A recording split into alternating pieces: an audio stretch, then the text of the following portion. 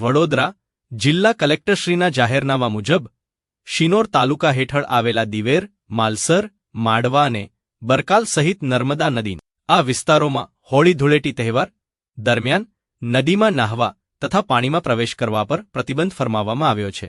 હોળી અને ધૂળેટીના પર્વ દરમિયાન મોટી સંખ્યામાં લોકો નદી કાંઠે એકત્ર થતા હોય છે। નર્મદા નદીમાં પાણીનો પ્રવાહ વધુ હોવા સાથે કેટલાક વિસ્તારોમાં ઊંડાણ વધારે હોવાથી ડૂબી જવાની ઘટનાઓ બનવાની શક્યતા રહેતી હોય છે। સંભવિત અકસ્માત અને જાનહાનિ અટકાવવા જિલ્લા તંત્ર દ્વારા આ નિર્ણય લેવામાં આવ્યો છે।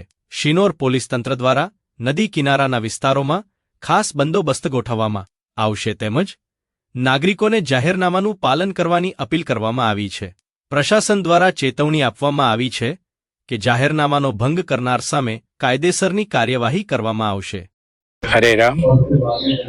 અમારું શ્રી લીલા ગૌધામ જે નર્મદા કિનારે આવેલ છે, અહીંયા ગાયોનું સંવર્ધન થાય છે અને આ જગ્યાએ અમારે ત્યાં જે નદી કિનારે આસપાસ જે હવે નજીકમાં હોળી પર્વ અને ધૂળેટી પર્વ આવી રહ્યો છે, તો હોળી ને ધૂળેટીમાં લોકો સામાન્ય રીતે બધા રંગોળીને કર્યા પછી અને નદી નજીકમાં હોય નદી કિનારે લોકો નાહવા જતા હોય છે, પરંતુ જિલ્લા કલેક્ટર શ્રી તેમજ પોલીસ પ્રશાસન દ્વારા એ લોકોએ પ્રતિબંધ મૂકેલો છે કે ભાઈ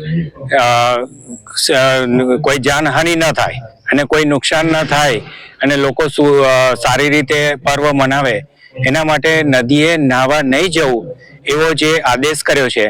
તો નર્મદા કિનારાના જે પણ આજુબાજુના ગાંવ છે તો એ લોકોને અમારી નમ્ર અપીલ છે કે આનું પાલન કરવું અને સારી રીતે પર્વ મનાય, ઉત્સવ મનાય એ માટે બધાને વિનંતી છે। રામ રામ।